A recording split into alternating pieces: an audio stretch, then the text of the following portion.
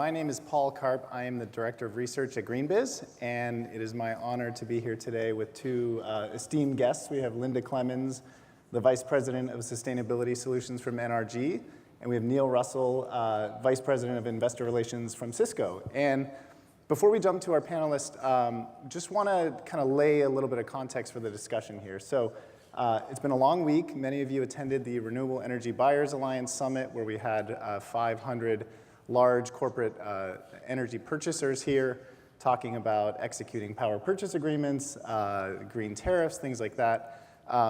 And some of you might have also attended the Verge After Dark party last night. Raise your hand if you attended the After Dark party last night. Okay, that's pretty good. Pretty good. There's one woo over here. That's good. So we're going to shift from Oakland to Houston, and we're going to talk to about two large companies who partnered up on a series of solar projects, and they've really formed a unique collaboration to make this process simple and easy. And we're going to talk just broadly about sustainability in general. So, Linda, I want to turn to you first, and thanks for being here. We were just talking about your Houston Astros. Linda was wearing an Astros jersey in the Expo. Hopefully they can pull through tonight against the Red Sox. I'm not wearing anything tonight. No jersey, no hat. That didn't seem to work for me last two nights. Don't want to jinx it. Yeah. Okay, good. Well, Linda, let's talk about NRG. So earlier this year, NRG announced that you were selling off your renewable energy development business and some of your generation assets in the Southeast. Right. Talk about that decision and NRG's commitment to renewables. Sure. So, I think it's oftentimes people have seen that we were selling our renewable energy development arm and thought, well, that's it for NRG. They're not going to be in renewables anymore, and that couldn't be further from the case. What the sale of the development arm and the sale of our thermal assets, our district energy systems, and other assets was really all a part of a transformation for us that goes from being a traditional generation company to being more of a customer-focused company. So what we've done now is really transform our asset load from 56 gigawatts down to 23, perhaps a little less at this point. At the same time, we're putting a huge focus on our retail perspective and our retail customers. So we're really changing the way the company has done business for the last 20 years and focusing on the customer.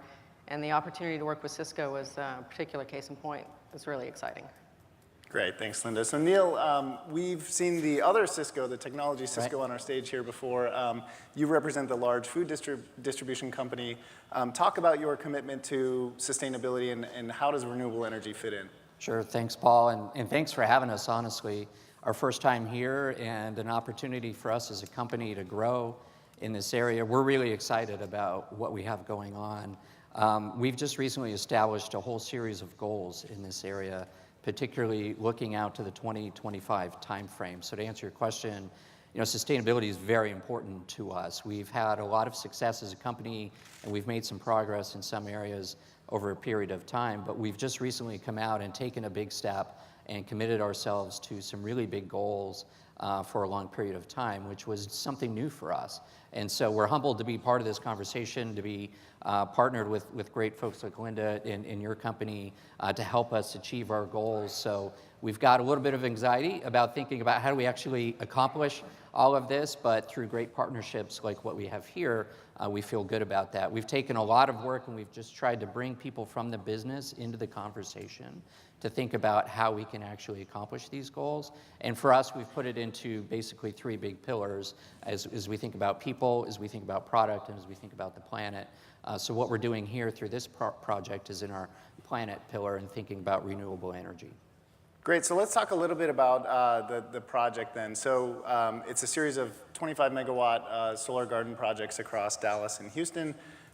What were the drivers for that, and how did you get your team, you're coming at this from an investor relations perspective, the finance team, the greater team on board? Sure, yeah, as I said, for us, it was really about empowering the organization, and we call our employees associates, and thinking about how can we have the associates involved in this process. And it would be one thing for us to just create some goals and then figure out a way to go do it, but actually have a lot of people at the table, if you will, and figuring out how in supply chain are we going to be able to do this, how in merchandising are we going to be able to partner with our suppliers, how in the sales organization are we going to be able to communicate to our customers, for example, about this. So we're very fortunate as a company at the highest level to have a very high level of engagement in this. And so what I mean by that is at the board of directors, we actually have a CSR committee. And so this is a no-kidding committee, just like an audit committee or any other committee at the board of director level, where we've got some strong, independent thinking board members helping the management team think proactively about what we need to do for multiple constituencies in the business, whether it be suppliers, customers, associates, investors, whatever it may be. So when you're able to start at that level, at the board level, and have that kind of conversation and that kind of commitment, along with a CEO who's joined us effective January this year, who's personally very committed and very passionate about this. We start talking about the CFO or other members of management, it just flows very naturally for us. So we have a high level of engagement at the board, and it just kind of flows down from there, which is great. Great. So Linda, tell us a bit about the offer itself. So this is in the deregulated electricity market in Texas, and Right. It's a fairly off-the-shelf set of solutions that you have. So maybe talk a bit about how it works and sort of how the partnership came together. Sure. So what we're launching is a product called Renewable Select, and it's really focused on making renewable energy very simple. And it's about bringing renewable energy to customers who don't have the load of the big tech firms that you hear a lot from and who have done amazing things. I do want to give a shout out to Microsoft for their announcement that came out this week about some of the innovative financing and risk management that they're doing around large energy projects. That kind of work is going to make it easier for us to do the work that we do with our customers. But with Renewable Select, a customer who has a 5 megawatt load or a 25 megawatt load or a 250 megawatt load can buy renewable energy very simply. They don't have to sign a PPA. They can sign something for 5 years or 10 years at a fixed price and feel comfortable that they know what they're getting and actually point to the facility. So when our conversations with Sysco started, they were originally just talking about buying energy, and we were having a normal conversation like we would with most of our customers.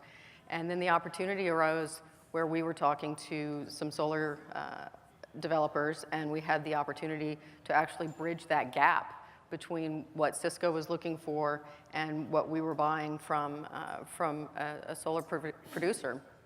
And the opportunity came together, and it was really a little bit of kismet in the ability to bring the two together, but the opportunity too to see us able to turn their sustainability goals into action and into something that was going to work for them. So now it's a part of a much larger program for us that we're out and talking to all of our customers about, trying to make it easy and trying to make it simple.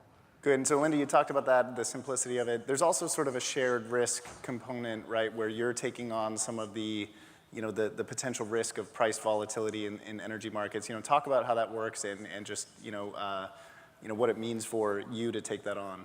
Sure. Well, so for us, I mean, we're a major energy producer and we're a major energy provider for customers. So managing that kind of volumetric and price risk is what we do every day. So it's a very comfortable place for us to be, and we understand those risks and how to manage them. It's not something that someone who is in the food distribution business should be focused on or should be trying to become an expert in. And so what works really well here is that it allows us to be an expert in the things that we're really good at and do every day, and allows Sysco to focus on their own business. Great. Neil, from your perspective, what did you learn in going through this process? Yeah, well, as Linda's describing to you, from our perspective, this is just an awesome partnership because it really helps us focus on what we know and what we can do, and with a strategic partner like NRG to come and bring us some solutions to help us achieve what are, for us, some really big goals. So as we think about some of the goals that we've laid out, we've got a 20% commitment in terms of renewable energy. And in thinking about a project like this, it literally helps us get to half of that goal. And so we've got some projects now that we've been able to partner with in Texas that when we're fully up and running is literally going to power the majority of our facilities in Texas. And these are big facilities that I'm talking about. These are warehouses that require refrigeration, a fair amount of space, in addition to our corporate office environment and shared service office environment. So a fair amount of real estate that we're talking about here. And to put together a really unique, cool program like this that allows us to be part of the grid, but not just buy energy, if you will. This is a bigger step and a deeper partnership. So as we thought about this, it just really made sense, and importantly, really fit in with goals, and the timing was perfect. And then there, we were talking earlier, there was a sort of an employee engagement aspect as well. Talk about sort of, how you got employees on board. Yeah, our associate engagement is very important to us. And so we thought this was just an awesome opportunity, as I mentioned. And so we wanted our employees to really feel part of this. And so we put out a naming contest. And so we thought, you know, in terms of associate engagement, people wanting to be part of this, it's one thing for us to communicate it, which we did via news release and social media. When we rolled this out, we had an opportunity just in front of rolling out the goals in our fiscal year in a big associate town hall. But we did a naming contest and said, okay, bring us your ideas, bring us your suggestions. We want you to be part of this. This isn't just a corporate initiative. And we got a lot of great suggestions. We formed a little committee around it. And so, you know, we're pleased to say we now have the Sysco Power Patch in place as part of the naming convention. And it's just a fun way to be sure that everybody feels like they're part of something really cool. That's fun, that's exciting, and somebody got to put their name and their stamp on that. That's right, that's exactly right.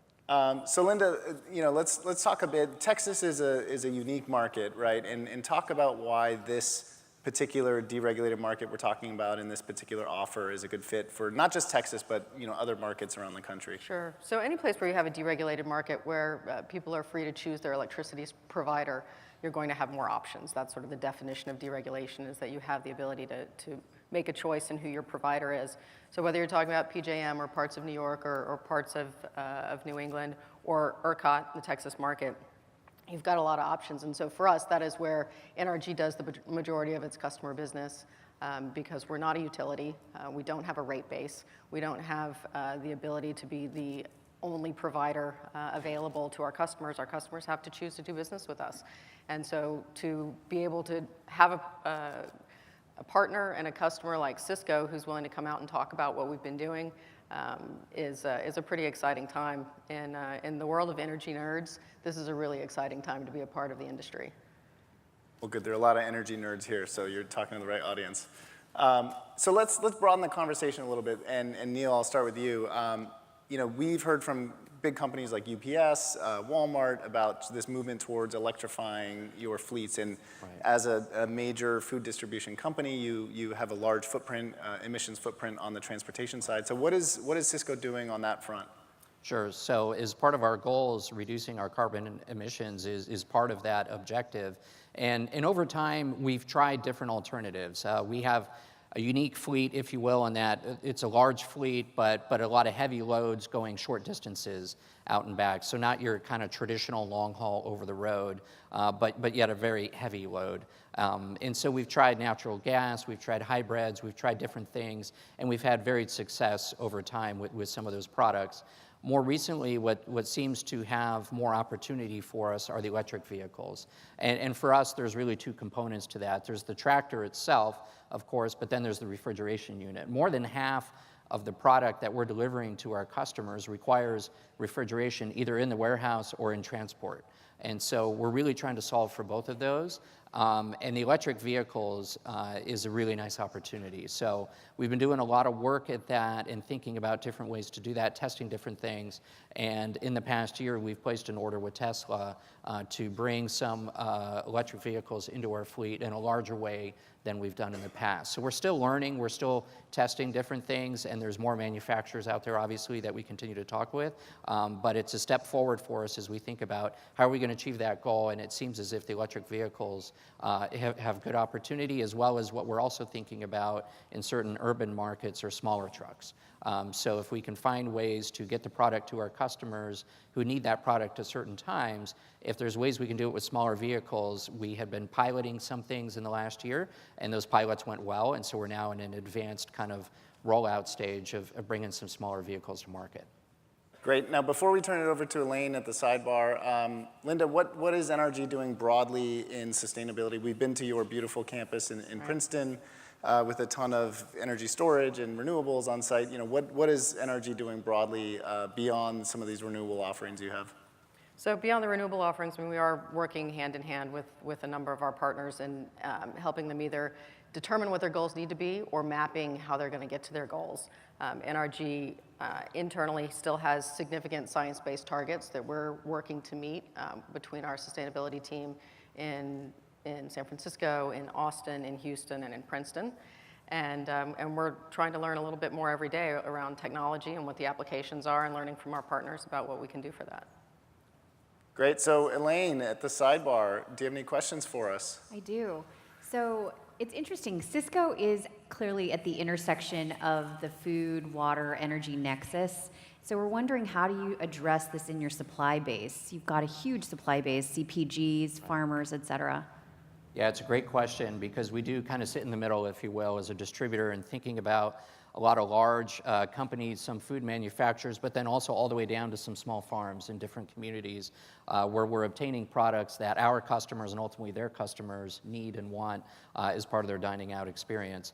And so we try and work with, on the small side, ways in which we can help educate some agricultural farmers around ways that they can improve their irrigation, standards for some of our products to help them with the quality component of that. One of the cool things we've been doing more recently with some of the larger food manufacturers, if you think about in the question where we are in the supply chain, manufacturing, distribution, and then our customers, we're looking a lot at package reduction. So helping our supplier partners think about the package as it goes all the way through the supply chain, all the way to the restaurant itself. How can we work together to limit the size of the packaging, try and minimize the actual use of product there that surrounds the actual food? So we're making some cool progress there, and it's an opportunity for us as a larger company to have some influence on that. So we're excited about that. Elaine, do we have time for one more question? We do. So similarly for Linda, do you think large corporations will make use of your new solar garden approach to encourage their suppliers to purchase more renewables? So encouraging suppliers. That's two questions in one, right? So focusing on greening up the supply chain, which we're absolutely seeing with some of our large customers, and then for achieving their own goals, right, and trying to maintain a higher renewable energy percentage in their load portfolio. So we see that happening on both fronts, and certainly the ability to push down through the supply chain renewable and carbon requirements is an excellent way to have a really big impact beyond what that individual customer is doing. Great. I do want to ask one other question just around, we were just talking backstage about Hurricane Harvey coming through Houston and just how the recovery efforts are going, what your companies are doing to support some of the communities there. Sure. I can start. I mean, for us, it was both.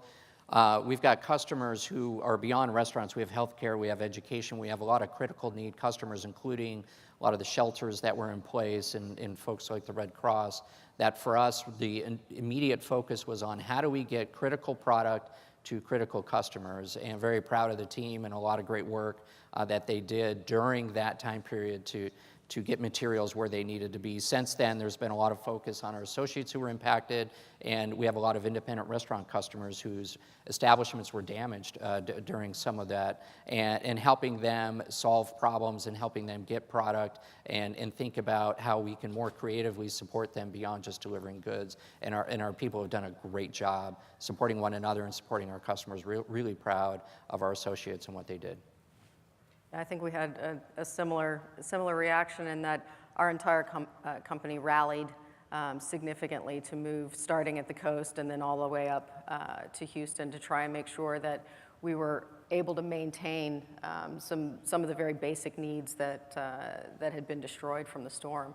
That included going down and trying to provide power through our Power to Serve vehicle, which is an RV that we've outfitted for exactly those sorts of situations, and it allows us to get out and get into a place where we can benefit the first responders and try and provide them power for charging their cell phones and using their equipment. And then we were also able to provide Goal Zero products, which if you go over to our booth in the exhibit hall, we still have some Goal Zero chargers.